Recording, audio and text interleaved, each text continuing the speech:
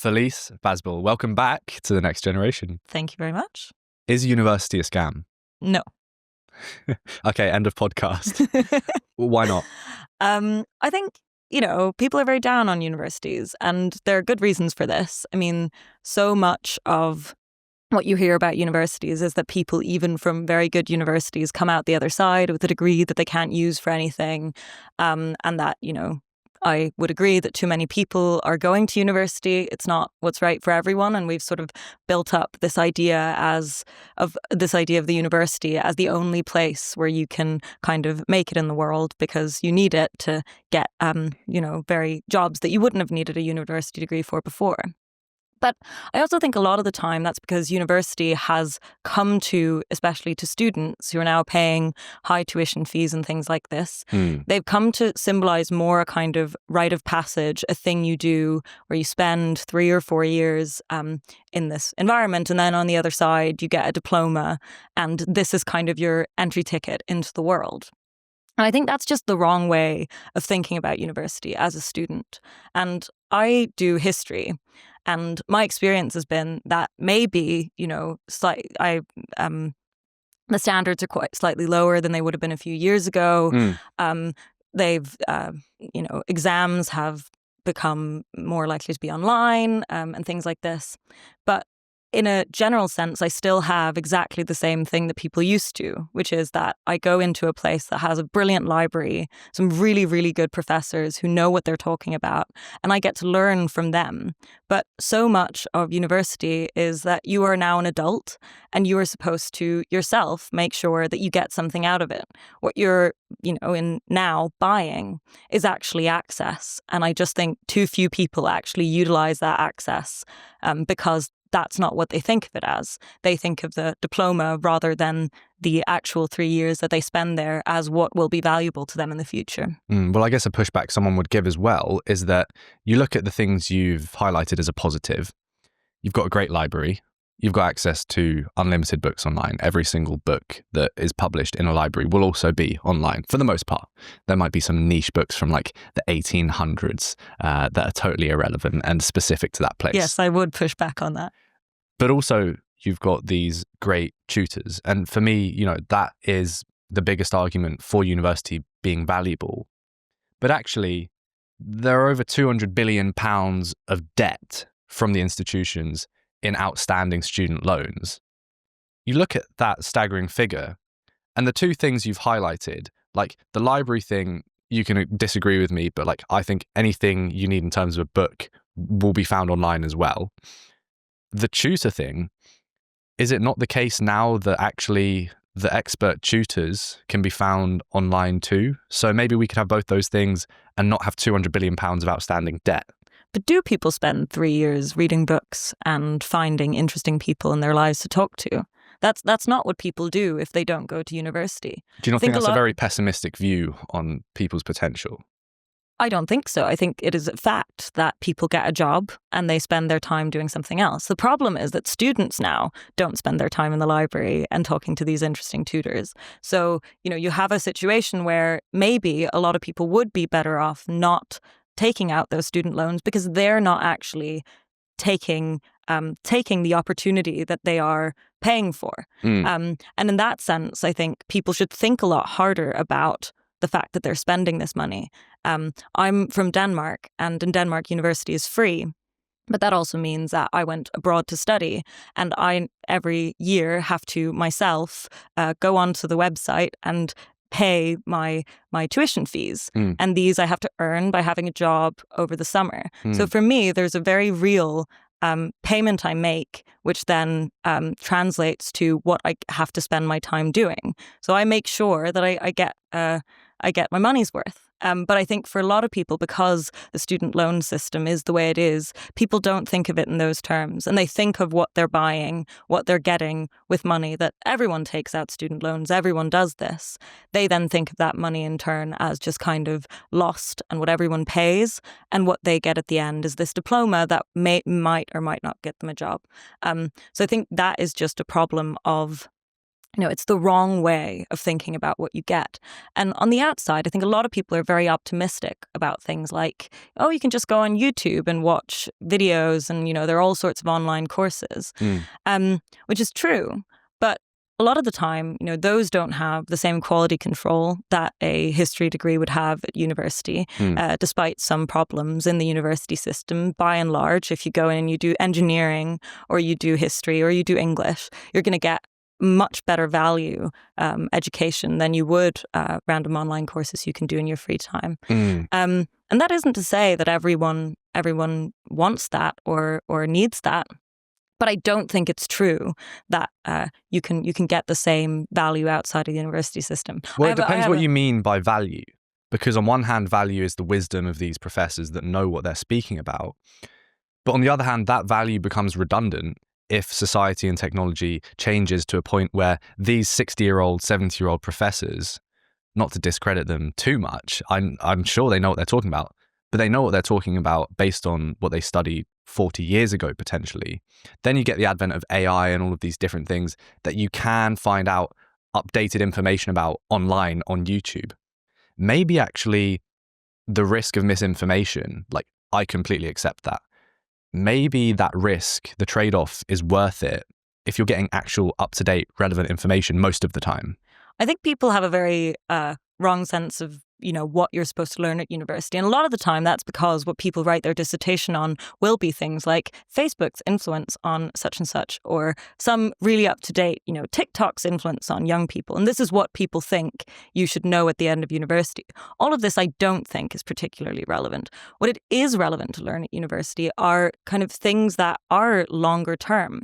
I mean, it's not the case that all knowledge, my professors in history are not going to become redundant because of AI, because the fact that you have these people who know themselves such a kind of vast depth of a certain topic, I think will never stop being valuable. And actually, in the dawn of AI, where no one knows any facts anymore and everyone assumes that you can just kind of Google yourself to things and then have critical thinking classes on top of that, and this will somehow make us all brilliant detectors of misinformation. I actually think those people who have spent a long time themselves sifting through information, kind of valuing one source against another and these kinds of things, are much better suited to an age where so many things are, slightly more or slightly less true on the internet and these things than someone who kind of just stumbles across it. I think it's a mistake. We often think that young people are kind of digitally literate and we know all these things about what it is to be in the universe.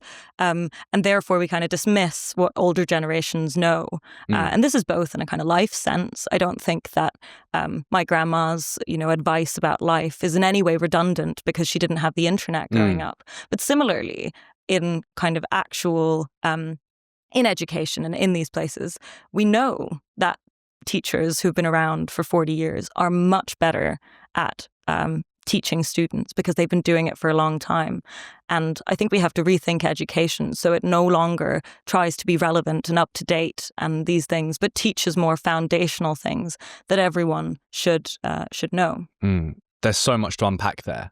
I think there's also a risk that maybe we're analysing this through different frameworks. If I'm looking at certain career professions compared to something like studying English literature, where there are certain rules that, and not even rules, but sort of unspoken metaphysical codes of going about things that can't be analysed by AI.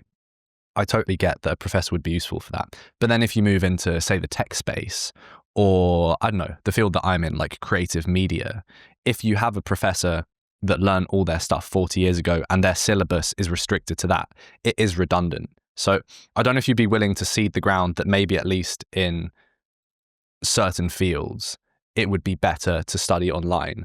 The ground I'm willing to cede is that. Can I come back on that? Sure. Because I think that you're right. And I think part of what the AI revolution will kind of bring about is I know a lot of my friends who study things like business, and they might hate me for exposing them, but they'll say that what they do is they, work a full-time job basically most of the year. And then the couple of weeks up until exams, they watch all their lectures, which are pre-recorded on triple speed, and they read as much as they can, listen to a few things, and get kind of passing decent grades. But really, they're focusing on things outside and writing all their essays with AI. And this is not just a kind of individual problem. This is the culture in certain degrees. And this kind of comes back to the thing that kind of outsource too much to universities. We think that universities are supposed to be able to teach you how to run a business or teach you how to, I don't know, make a podcast or anything like this, when really that was never what universities were supposed to be for. So I would predict what are they? that, what were they supposed to be for? So I would predict that things like business degrees might become much less prevalent, and the kind of incentive structures in those fields won't be the same. While I think now people kind of sometimes throw a bit of shade on the humanities, but I really think what we will come to realize is that humanities, in the old sense of the word, I'm not just saying this because that's what I do, but those belong in the universities, and people are supposed to go to university to learn kind of our historical canon and the things that make Western civilization and beyond. Yeah. What do you think universities were meant to be for? You've kind of outlined it there, but flesh that out a little bit more. So I think the Renaissance idea of the university is the one I really buy into. It's the idea that, you don't go to university to learn character building or anything like this, but the very fact of reading a lot of very difficult texts and becoming learned is what will build your character. So the Renaissance ideal, Renaissance humanism kind of says that we all can become fuller humans, more moral, not by kind of learning morality, but by learning deep knowledge, but also skills and like these things. So kind of it accepts that at the end of your life, you're a more interesting and impressive person than you are at the beginning of your life. That's a very kind of basic idea. And I think in that framework, the university is supposed to, at undergraduate level, teach you a knowledge base in your field. You start in school where you learn what everyone must learn. But then if you want to go into a certain field, that's where you learn foundational things. And once you're at postgraduate level, you are then helping develop the research in that certain field.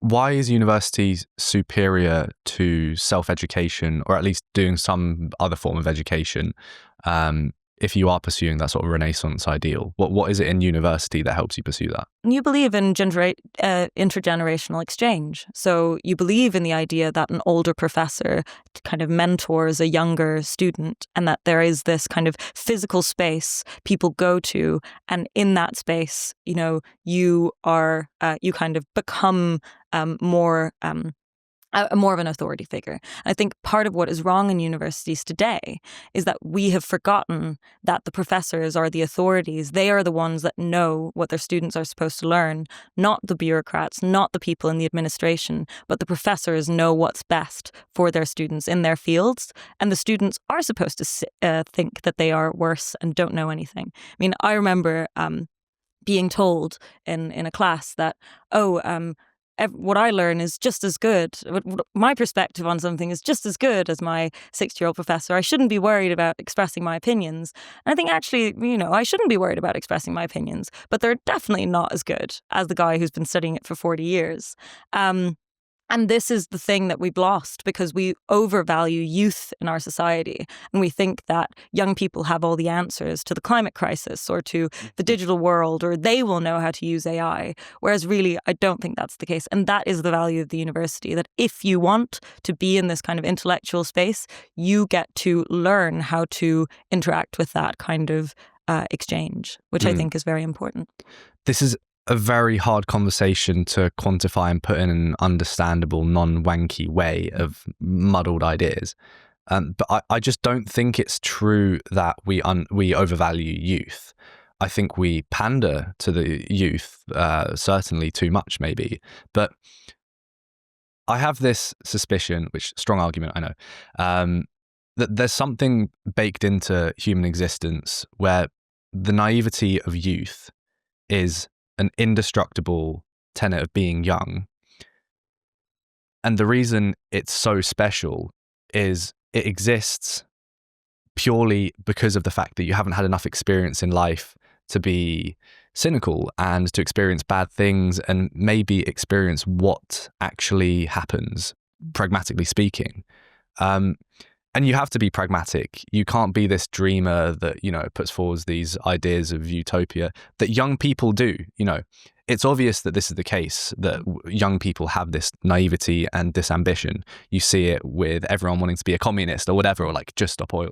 But like actually, there's something very special in that I think we undervalue. Like we over-index on it as a generation by revolting against climate change, instead of actually harnessing it and using it in certain fields to really change some of the things that are prevalent in the world that could be better, but people have sort of just settled. So I don't think the young people are the problem. I think you're absolutely right about the value of youth and rebellion and is what you're saying, the naivete, the idea that we believe we can do anything. I don't think the young people are the problem. I think it's the older generations who are become apprehensive about their authority. I think you see this kind of with parents who say, the iPads are destroying my kid's life, but don't think that like you wouldn't let your, kid eat 2 bags of sweets, that maybe it'd be a better idea if they if you didn't let them spend, 7 hours a day on the screens. I think it's more so those older generations who there used to be a kind of a good dynamic between the old curmudgeon who says to the young person, you'll see when you get older, and the young person who says, you're such an old hat and, you don't know anything. And this, benefits them then, propels them forward. And then when they get to that age, they're like, yeah, I was young and I was naive. And it was a good thing they said that. And it was also, in a way, a good thing I didn't listen. And I think this dynamic is what's broken down in the universities, where because you are buying a degree, because you are a consumer of a product, the university is much more likely to pander to what you say you want rather than what the professors who are supposed to be the old curmudgeons who say, you might want to learn about like social media and things that are relevant today, but actually sit down, read this book about the French Revolution and tell me, 20 dates. And that this is actually, the dynamic of the rebellious young person and the older, more settled person is breaking down because the older generations don't feel comfortable asserting their authority. They don't feel comfortable saying, I'm older and I know better, which I think they should do more. Back to the overall question of if university is a scam. So you've gone from a place where university is free to paying, and there's a whole question of why you did that, which is interesting. But looking at data, the median 21 to 30-year-old graduate earned 35% more than the median non-grad in 2007, but only 21% more in 2023, despite having tens of thousands to pay back. And those tens of thousands are just increasing. Crazy. I think the next debt hike is in like September. There'll be more student loan increases. Is it a scam? A scam is being sold a lie, right? And I think with this debt that you're paying, you are expecting to earn it back. The data still shows that people are certainly earning more than if they didn't go to university. But only 21% more in 2023 for having thousands of pounds of debt. When you're kind of sold this lie that you have to have university if you want to be this success who's rich and maybe not famous, but, who has a great job.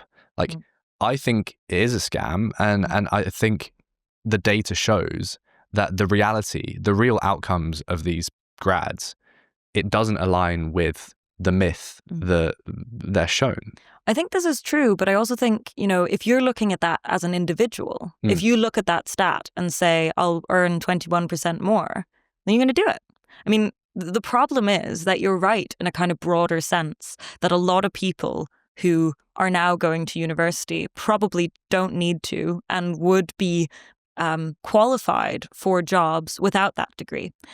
In a kind of practical sense. The problem is that if you are a parent or you are a person who's done with sixth form and you don't want to, work really, really hard. You don't want to become the next, famous person. You don't want any of that. You look at these stats and it is still, on average, a better idea for you to sign up for the course, which doesn't give you the value it used to, and also, will cost you more money. But it's still, for an individual, a thing you should do in a very real sense. And I think this is kind of the rub, is that universities then can, reduce their standards. They can become less of a service, because still that degree, the product you're buying, is still worth more in real terms to your future happiness if you are just the average Joe. I don't know if you it want is that middle class lifestyle that most people, strive for.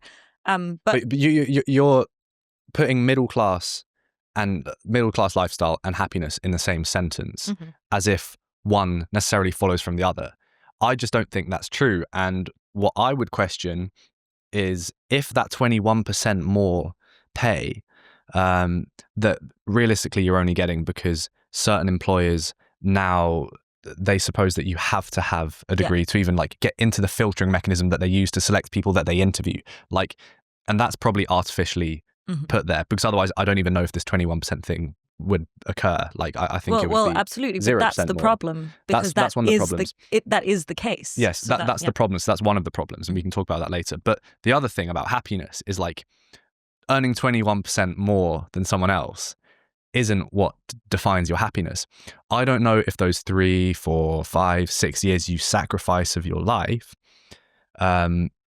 whilst also getting indoctrinated into certain ideologies, whilst getting drunk, setting all of these habits in place, are going to make you happier long term, and then getting funneled into one of these unsatisfactory careers that will guarantee you earn 21% more, rather than actually doing what you truly wanted. And another problem I have with university is that people go through university and it's okay, this is my uni phase. That's one of the common arguments for going to uni from my friends, over that, they never quote to me, I'm going to earn 21% more. It's I want to have my uni socialization days. It's A, you can get that socialization outside of university, and B, why do people expect these habits, especially in the culture of Atomic Habits, James Clear, and all of this self-development stuff, knowing how important habits are, they expect to have their uni whole phase, hot girl summer, whatever, and get drunk, be degenerates, and then just snap out of it when they leave. That's not what happens. I think our society is corrupted by this lifestyle that people have at university and how it's romanticized. And then we suddenly expect it to just stop once people get this piece of paper. That's just not the case.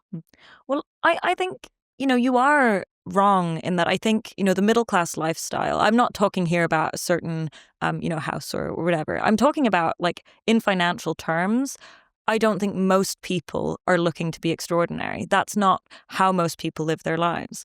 I, for one, I think you're absolutely right that what people want is a 3 or 4 years at university where they party and have fun. They don't really think about it as necessarily a kind of a degree or knowledge, the ideal that I have expressed over here. And then they go. And then they get a job, and it kind of does, it snaps you out of it a bit. And but yeah, you probably have some habits that you are not very good.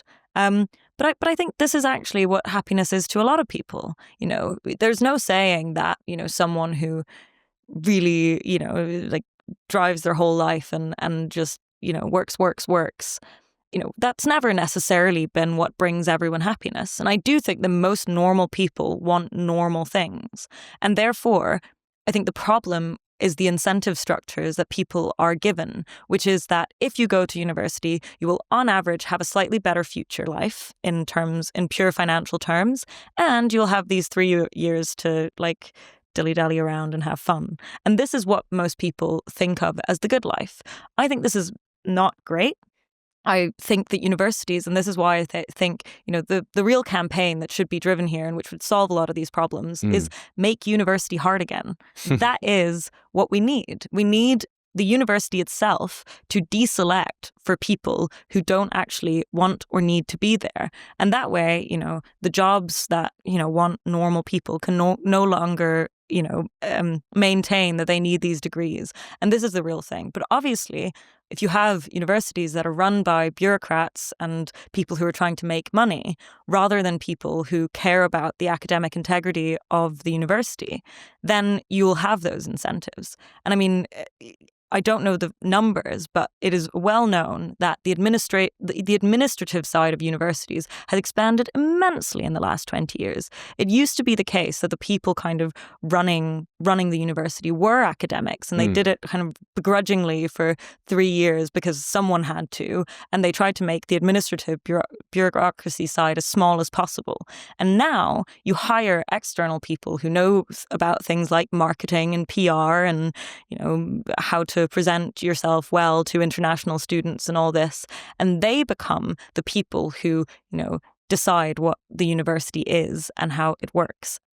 So I think we can probably agree on the ideal outcome here, which is that fewer people go to university and that jobs no longer require you to, so that we don't have people who are in a lot of debt for an experience that, they didn't actually need or necessarily want, but which the kind of skewed incentive structures of modern society put on us. So I think maybe that's where we can reach a sort of middle ground. I think another thing with this whole 21% more money thing was sure, but in those 6 years that you spent at university, or 3 or 4, how much money could you have spent, how much money could you have earned being a plumber? And that's not the only other option you have. How much money could you have earned being a videographer like I am now?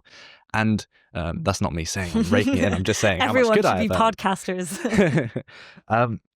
But it's an important point because we're prioritizing that hike across our lifetime. But actually, does it really matter, or does having more years in your 20s matter more so that you can buy a house, settle down, have kids, have a loving partner?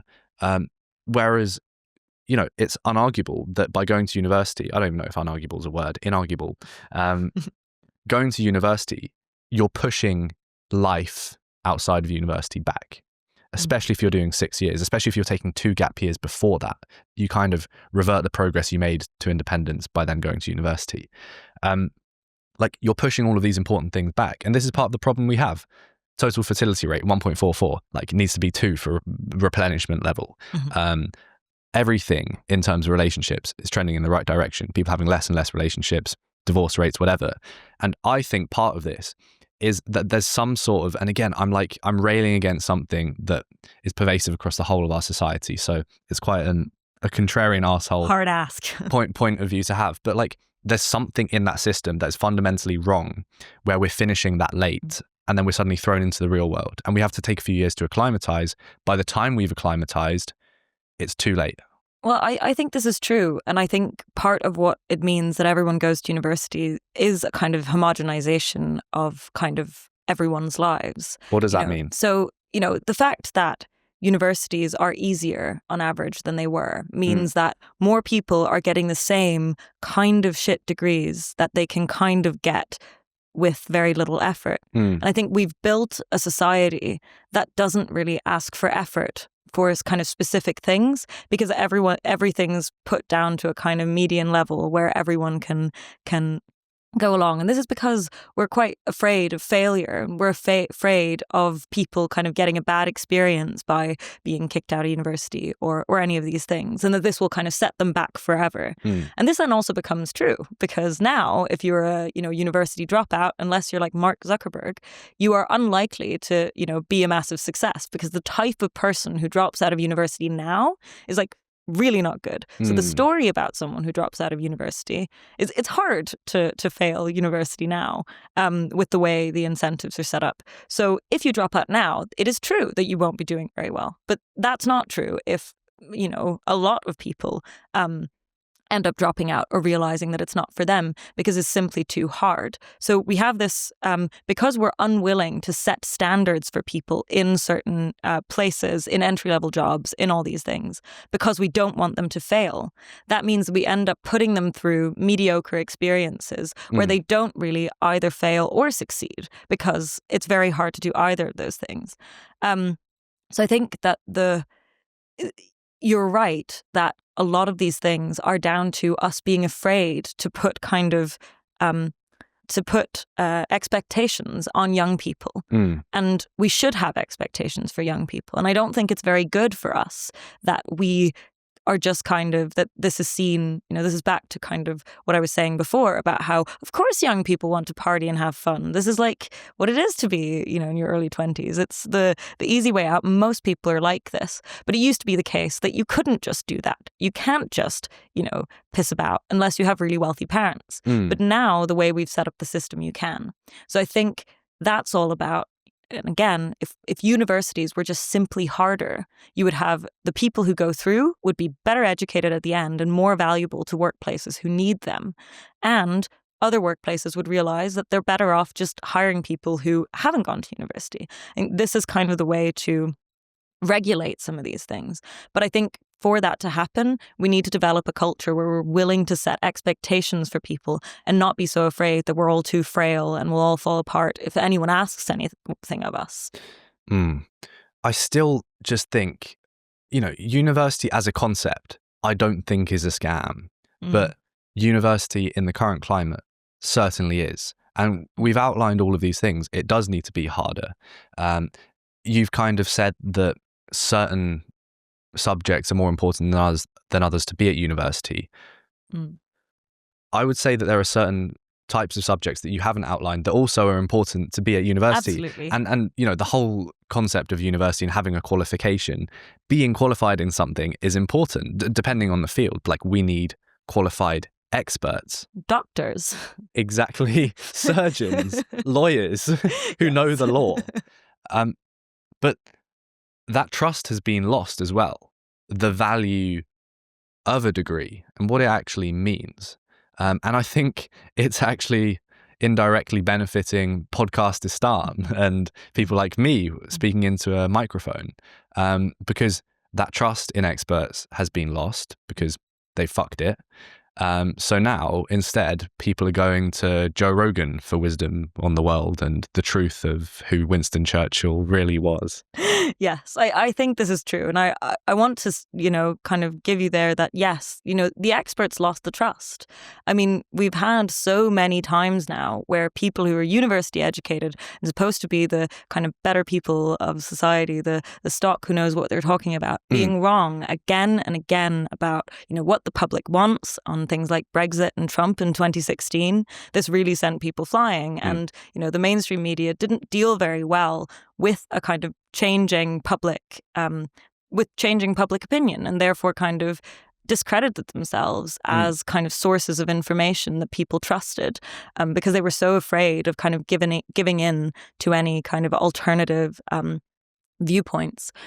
But I think, yes, you now have, a kind of growing podcast sphere where what gives you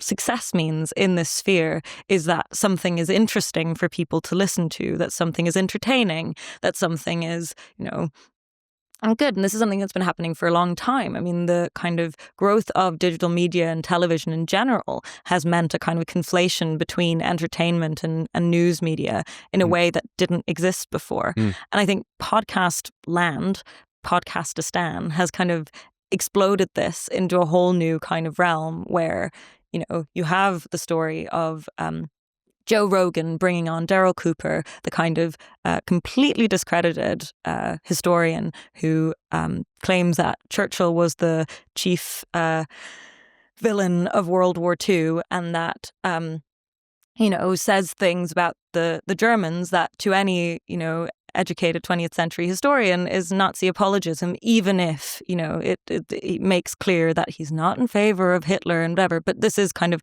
bog standard what people say if they want to make kind of somewhat Nazi apologist arguments. He then had recently Douglas Murray go on Joe Rogan to challenge this. And this was, I think, a kind of insider revolt. Obviously, Douglas Murray has been in this kind of alternative sphere for a long time because, he wasn't trusted by mainstream experts. He'd probably had a bit more of a foot in than some others, but kind of experienced this. But said, not only does Darryl Cooper say these things and goes on Tucker Carlson, Joe Rogan as a kind of knowledgeable expert, but then when someone, a historian then offered to debate him on this topic, and he then said, "Oh, no, sorry, I'm just a comedian. I don't actually know anything. I was just expressing an opinion." I think it becomes really problematic when not only are you not an expert, that's kind of fine. But if you're not willing to actually, then stand on those opinions and go and argue with someone who knows what they're talking about, then I think we should discredit them. The problem is that not everyone sees that. Not everyone sees the fallout. Not everyone knows that they refused to debate, an actual historian. And when it suits him, he presents himself as a popular historian. And when it suits him, he's just a comedian. I think where Douglas Murray kind of, and this was what Joe Rogan on a later episode, I think with Dave Smith, was kind of mocking him for, was that Douglas Murray, went and said, we need experts and we need, when he was challenging Dave Smith on Israel, he said, "Have you ever been to Israel?" To which Dave Smith said, no, I haven't. But this was kind of almost Douglas Murray going too far. Do you need to have been to Israel to have an opinion on the war? Probably not. And this kind of need for experts is complicated because on the one hand, the experts haven't really proved themselves in the last 10 years. But on the other hand, it is true that you wouldn't let a doctor who wasn't a doctor do surgery on you. So why would you let a comedian / popular historian be your source of information for the Second World War? I certainly wouldn't. But I think we've kind of lost the ability to distinguish between those things because, there are, fully qualified World War II historians who also aren't talking sense. So this kind of becomes the dilemma. And I think we need to find some way of ascertaining what it actually is to be knowledgeable about something and who we trust. Well, that's the big question. And no one's arguing about the fact that we want to seek truth. It's just an argument about what's going to guide us to truth. And in my eyes, if you care about the truth, then it makes sense that if you're going to make all of these objections, oh, I'm just a comedian, I'm just this, and I was about to say before even embarking on this little diatribe, I haven't thought about this through clearly. So take it with a pinch of salt. But actually, that doesn't excuse what I'm about to say because I'm saying this online. Better not be. As a podcast. And people potentially are going to take this as advice. And you have to own that. So with that common pursuit of the truth, and everyone agrees on that, surely you'd be in favor of having a fact checker in the comments on every post that you do. Say you're a comedian YouTuber that also delves into politics, like Dave Smith or whatever. He must be in favor logically, if he cares about the truth, of having someone correct him in the comments if he's wrong. But the question is who does the correcting? And I think this is where the real problem who fact checks lies. The fact checkers. Exactly. And it's a genuine dilemma. Yes, and I think Mark Zuckerberg had his move away from fact checkers on Meta. And part of this was, especially during COVID, the amount of kind of lockdown skepticism that was shut down on platforms like Facebook and Instagram or got little banners about how you should really be careful what you listen to on this and listen to the experts. And this all turned out to be, the lab leak theory turned out that probably wasn't so crazy after all. This was totally banished from the internet when it first started bubbling. So I think that it's the wrong way to think about it, that sort of fact checkers on these platforms are what will solve this crisis, because fact checkers have their own biases, and often, the people who go into fact checking tend to be left leaning for some reason, maybe because university educated people tend to be left leaning. And this means that especially in moments like 2016 Brexit and Trump election, you had all of the people who were fact checkers suddenly, being very afraid of facts that didn't quite match what they thought. But I don't think that fact-checking is wrong altogether. And I think, it used to be called a journalist. I mean, those who were... I don't like the word fact-checker because I think that this assumes that you need some kind of external thing. But, human integrity is something that we have to believe in. And we have to believe in the idea of people who do their job properly, i.e., when they write an article, actually check this against, various databases and look at whether what they're saying is true. I think a lot of people have come out of the last 10 years actually with integrity. They've taken stances on things and they've, admitted when they're wrong, and they have been careful and not careful and said what they think and really engaged. And I think you can find those people. And I think that is what, that is kind of our job.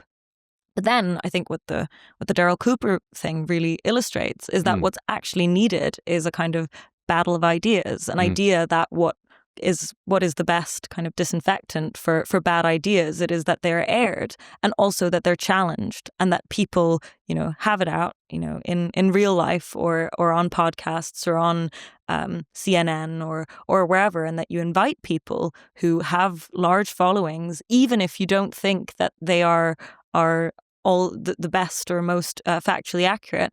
And then you invite someone who has the opposing viewpoint and you let them kind of have it out. And I think the public, while maybe it's hard if you're only getting one side, then you might start believing it. I mean, conspiracy theories are attractive. They tell you that there is an answer for everything. And I think we're all liable to sometimes fall into those things. But if you are constantly exposed to the actual battle of ideas, then I think we're less likely to be fooled by grifters and people who aren't really, the best people to be talking about things. I completely agree about the point on integrity.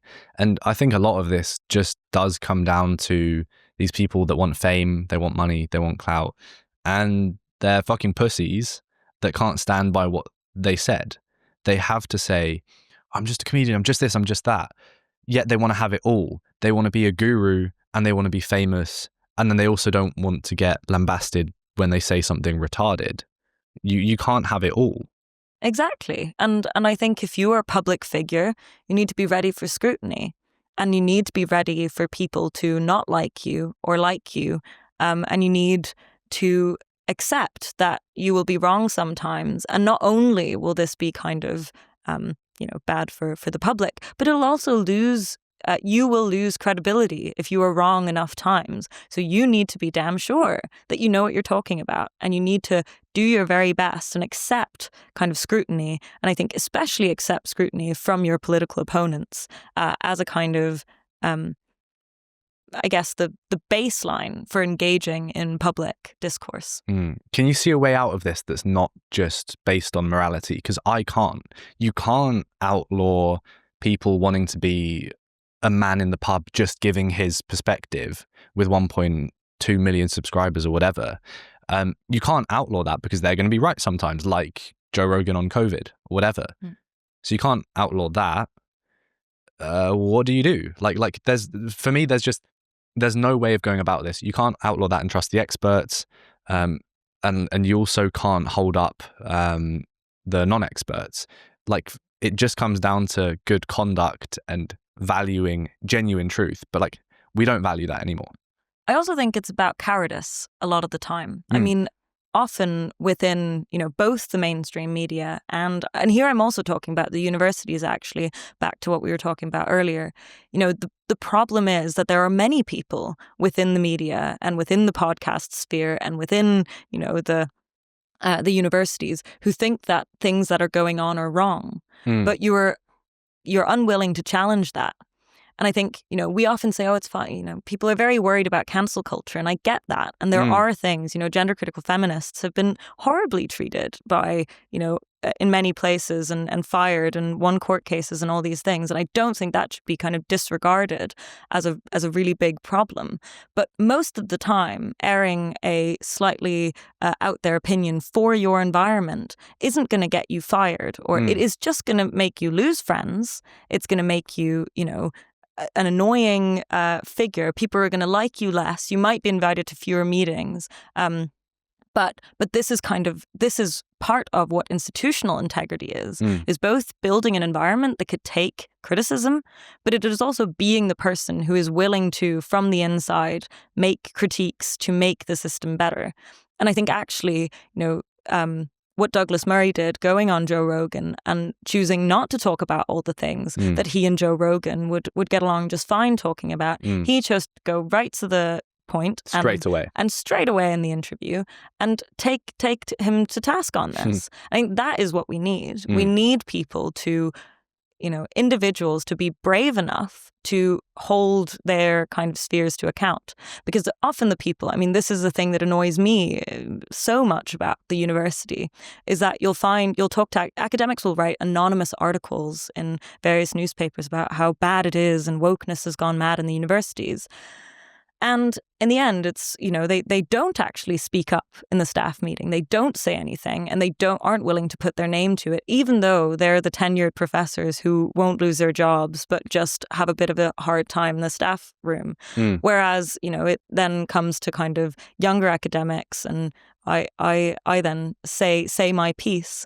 And I'm sort of left to be the one that has to, speak up and say things, even though, my future is much more uncertain. So I think a lot of the time the people who have the chance to speak out, who are able to say something, and all that it'll cause them is a bit of personal discomfort, are often the people who are the biggest cowards on these issues. And I think that's something that kind of needs to be called out, and it needs to be treated as cowardice. And people need to be shamed for not being willing to stand for what they believe. And that is kind of a productive way forward for any institution or sphere or a political side. But especially now with things like Trump in the White House, I think a lot of liberals are, there's a kind of inside struggle on the left about whether self-criticism is productive when you have such a horrible enemy. And I think self-criticism is more productive. You need to be able to, your side will be stronger if it can handle self-criticism. That is part of the problem on the other side now. So therefore, but people are kind of scared of seeming to be siding with the wrong people if they raise concerns. And I think this is a big problem. When Douglas Murray came out, a lot of people who would have respected him said, "Oh, he seems to have lost his marbles. He seems to be getting old, or whatever."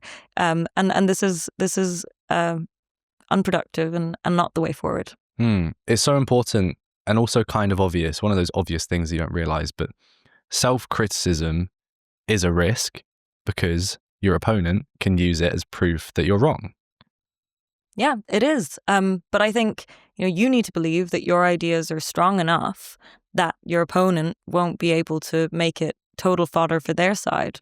And I think you have to think about the strength of your argument. A lot of the time, we think about ideas and politics as just kind of two sides, and it's almost random which one you end up on. And I was reading about far-right radicalization, and it was almost described as if, if you end up in a YouTube rabbit hole with far-right content, then you will automatically become a far-right white supremacist racist. And this is the only option. This is the only outcome from watching Andrew Tate.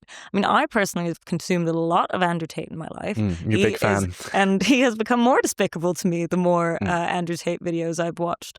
So I think this idea that the big issue is exposure. And the more we're exposed to something, we're just going to kind of follow it down. And all ideas basically have the same kind of intellectual and moral value is wrong. And I believe in our ability to kind of parse that and be able to not just think that, you're giving fodder to the other side, but that you're actually strengthening another position. There isn't just two things to think in any one issue. I think making good, coherent, structured, intellectually rigorous arguments is the way forward. And then leaving them up to scrutiny from especially the public, but also from other people on the internet. Well, speaking of exposing yourself to unsavory images, I want to speak to you about Lily Phillips and Bonnie Blue, because last time we talked, none of that race to the bottom had occurred. I find it very interesting, this concept that I saw recently, describing feminism as a shift from liberation, which is collective, to empowerment, which is on the individual.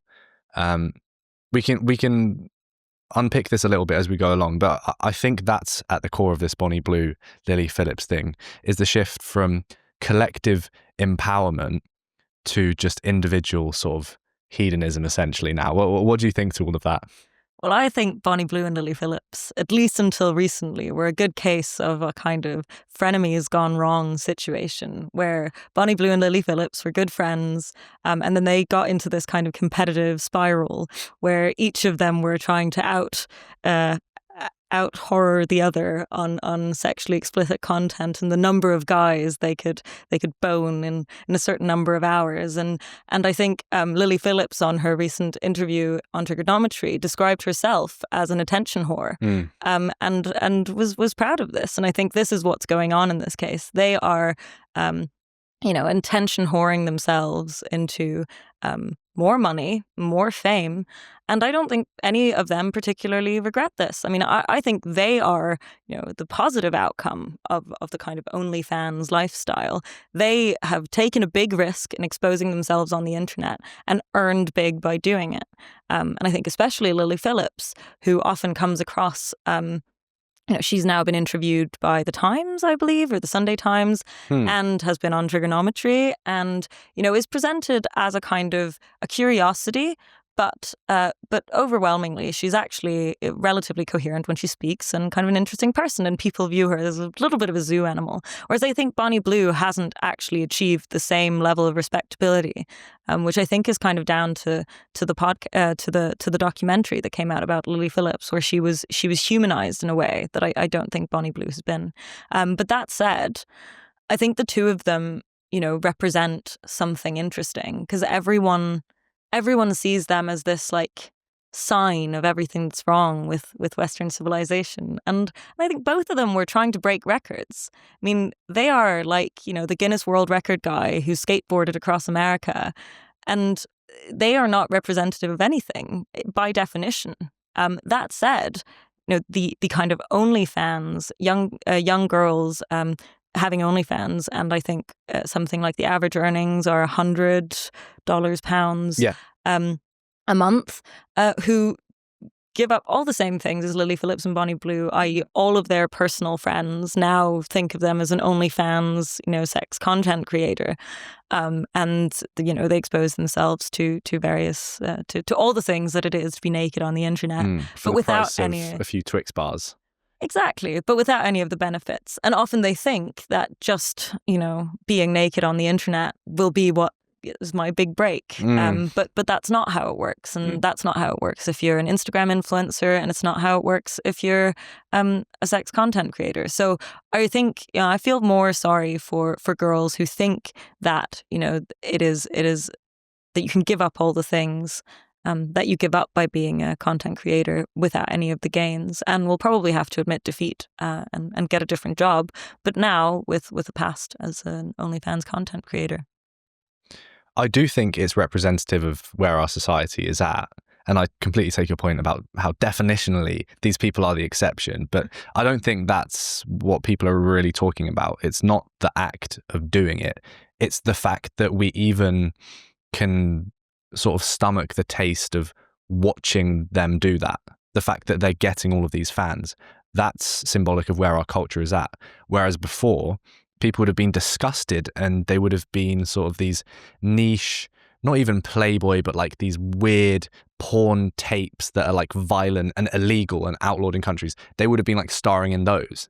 They wouldn't be getting interviewed in the mainstream by magazines. Although I think, there's something interesting going on with them because obviously, you have the people who consume their content on OnlyFans. And those people are like, I think they've always existed. They're the people who cheat on their wives with a prostitute or, just are horny and single and need somewhere to get their fix. And OnlyFans has become a kind of easy outlet for this. But then I think there's the kind of media around them. And I actually don't think it's not like the liberal feminist media who's spending a bunch of time on Lily Phillips and Bonnie Blue.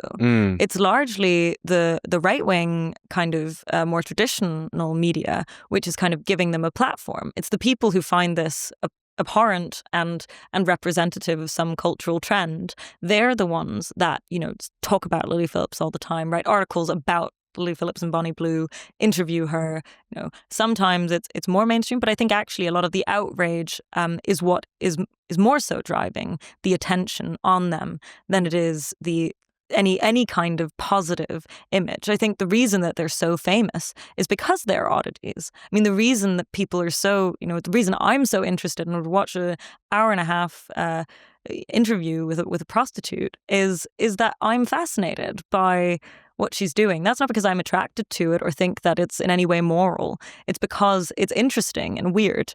And I think that's actually where the attention is coming from. I think this is a feature of modern kind of digital culture, internet culture, is that it's not actually true that the most famous people are the people who people like the most. Often people are people you love to hate. And this, I think, is what's going on really with Lily Phillips and Bonnie Blue. And we're having, off the back of that, interesting conversations about, dating culture and sexual morality and things like this in a way that only kind of extreme outliers can produce. So in that sense, I don't think that that they're somehow acceptable. So how do you think they are impacting like young girls around their age? So I think the two groups, one is the people who set up OnlyFans because they've seen how rich and wealthy they've gotten off the back of that. Those people, I think, would in another world have become Instagram influencers because they saw that take off for people. They might have tried travel blogging, this didn't work. They might have tried to go trans, that didn't work. And then they start an OnlyFans and maybe that doesn't work. That's kind of one group of people. People who would admit, just as Lily Phillips does, to being an attention whore, but just isn't successful at that. And not everyone can be. So that, I think, is like one group. And I'm not sure that, I think, Lily Phillips has a weird way of speaking about, what she does that I don't think is appealing to most young girls. I don't think most people listen to her and think, oh, I really wish I was like that. I really wish that sex meant nothing to me, and that I can just kind of do it. So again, I think she's probably having a polarizing effect. I think some people are attracted to that lifestyle and then decide that that's the way of getting attention and of becoming famous. And other people, think, oh God, I need to get a boyfriend and I need to settle down because otherwise I'll end up like that. So I think, I'm not so scared about exposure, basically. And I think it can have positive and negative effects depending on how we talk about it. So I guess the question following that to ask is, do you think what they're doing is actually wrong? Yes, I think it's morally wrong. I think what the men are doing is often morally wrong. They are, either cheating or they are just doing things only for personal gratification. I think the kind of the buying and selling of sex is a kind of interesting dynamic where, on the one hand, you don't want to put blame on the people who are selling themselves, and on the other hand, you have the people who are consuming sex And this has always existed, but it has also always been seen as a morally reprehensible thing to do. And people still have OnlyFans in the shadows. No one's open. People are open about being on OnlyFans as a woman, but no one's open about being, there are way more men who are OnlyFans consumers and there are women who are creators. But no one writes on their Twitter oh, look what I saw on OnlyFans the other day. This is just not how people work. And Why? I think, because it's embarrassing. I mean, you're basically admitting to the world that you either you can't get a girl to have sex with you voluntarily and therefore need someone else, or that you're unhappy in your marriage, or all these things. I mean, all the reasons for a man to go and buy sex or consume sexual videos on the internet. People also don't talk about their porn habits in public. This is so I think all of that is because it is morally bad to consume this content and to be in this sphere. And I think similarly, I mean, the way Bonnie Blue talks about, barely legal boys and says that, I'm just giving those men a service that they're not getting at home. I think all of that is also a reprehensible way to talk about other people and to think about the world. So I think, there's a lot of blame on the men, but there's also a lot of blame to be put on Lily Phillips and Bonnie Blue for, just having terrible sexual morals. Do you think what Lily Blue? Do you think what... They merged together as one blonde blob. I mean, that's going to be their next stunt, some sort of Siamese twin gangbang. No. I don't think they're friends anymore. This is my hot take. They used to have sex with men together, but I don't think they've done that. Right, but that's what's going to make it even more effective when they come together, literally. That'll be the next stunt. Yeah, you're right. Big thriller, yeah. Yeah. Anyway. 200 men together. Do you think what Bonnie Blue and Lily Phillips do is work? Yes. They do things and they're paid for it. It's a job. Do I think it's a sort of respectable, admirable job? No. And I think, in their case, and I think it's a kind of easy, if you're successful at it, it's an easy way of making money. And I don't think this should be applauded or thought of as a good thing. There's not much I don't think there's much to be admired about the way they conduct themselves and the work that they do, even if it is work in some sense. But with it being work, it comes with certain implications. Like if you have a proper job, you can't discriminate against people in the workplace. You can't refuse a service. Something about that seems a bit weird when it comes to being a sex worker.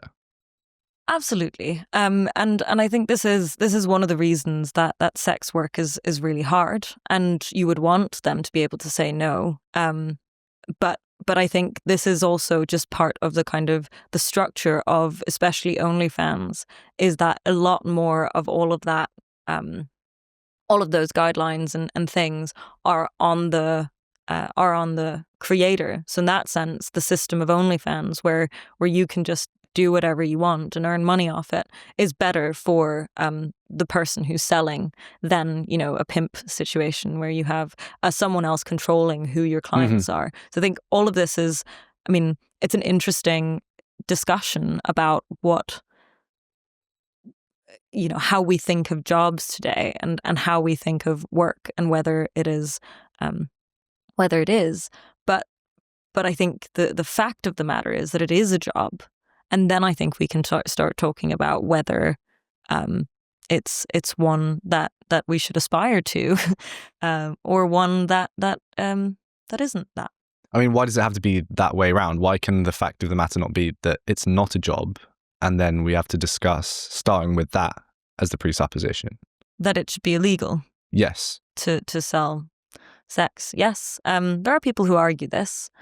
I think I think this argument often takes the form of arguing that all women who do sex work are inherently exploited by the fact that the sex is being paid for. And I don't buy this. I think that this is definitely true, and all kind of sex trafficking and illegal sex work should be clamped down on harshly. And I think this is kind of, but in a kind of moral sense, I don't think that Lily Phillips is in any way being exploited in what she does. I think she is a kind of an actor. I think she's an agent. I think she knows exactly what she's doing, and I think she wants it. So you need to distinguish between the people who are not freely engaging in that and talk about them separately, and then talk about the people who are agents and who have chosen to do this over other things that might not pay as well, be as nice a job or whatever it is. So I think you have to make that distinction when you're talking about whether it should be illegal. And given that so many people do it freely, and that especially in the kind of OnlyFans world, you have the Andrew Tate webcam girls are not doing it voluntarily. And then you have the kind of OnlyFans ecosystem where a lot of girls are doing it voluntarily, just not being particularly successful at it. And I think those are two very different conversations. For sure. And there are other jobs where people are exploited sometimes, yet they're not criminalized. So I don't think that argument really holds for someone trying to ban sex work. But could you maybe steelman the argument for why it should be banned? I mean, I think a lot of the time this kind of comes down to like religion and just this view that there's something about sex that is sacred. And like, I don't know if you can really argue that without religion in place as a tool to use. I think you can. And I think this is kind of a difference between what we ban and what we say is immoral. And I think this is a big problem in modern society, that we're really bad at making that distinction. I think we talked about it last time in terms of sexual assaults, that we're very bad at saying that behavior in sexual relationships can be immoral, even if it shouldn't be illegal.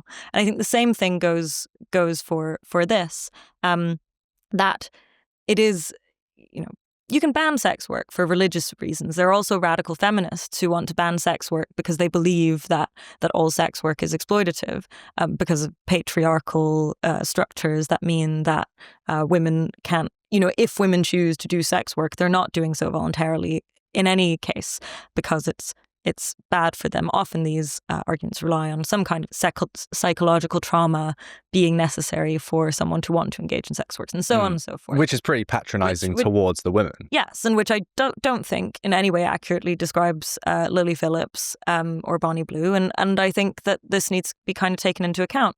So I think that what we really should be talking about is what is moral and immoral in our personal and sexual relationships.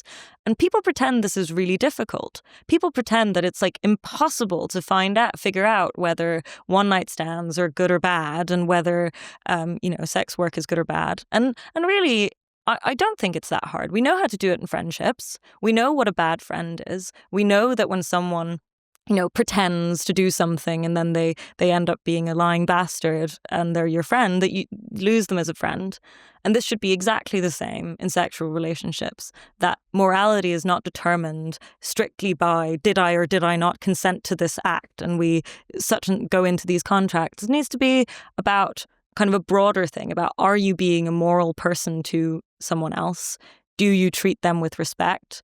Do you care about them? And if you do, how do you treat people you care about? So I think that often this conversation is confused because we can't just say that some things are immoral or an immoral way of treating other people. Well, you had a controversial reel pop off taken from our last episode, and you were speaking about how there was a study you saw before going to university where a quarter of women will be sadly raped on campuses, and how that's just not true because the definition of rape has been stretched. What did you think to the backlash on that? Maybe it's worth you giving a bit more context as well on it. But how did you deal with those comments? Did they upset you? So I think for a long time I've been probably a bit rogue on this particular topic, and often the way these statistics work. I mean, a lot of the comments were, "What study is this? And how do you know that it's not true?" and such things. A lot of the time, these aren't just studies. These are narratives. This is the way it is spoken about in society. society. I mean, since then, I've read many an article that argues that 1/3 of women have been sexually assaulted, that, or sometimes it's a fifth. It actually doesn't really matter what the number is, as long as it's really, really high. And this is kind of the point. So I think, there's kind of some of that where maybe someone wants to challenge me on my factual accuracy. And I think I can take that challenge. The other really interesting thing was the number of people and comments with a lot of likes about how, the only reason I could be saying this must be because I had a bad experience in my past and that I don't want to confront my own inner psychological trauma. You don't want to put a definition on it, so you want to stretch it away from what would encompass your experience I basically in it. don't want to admit that I've been raped and this is what's really going on. And I think this kind of, psychological projection onto people who have different opinions to you is just really lazy.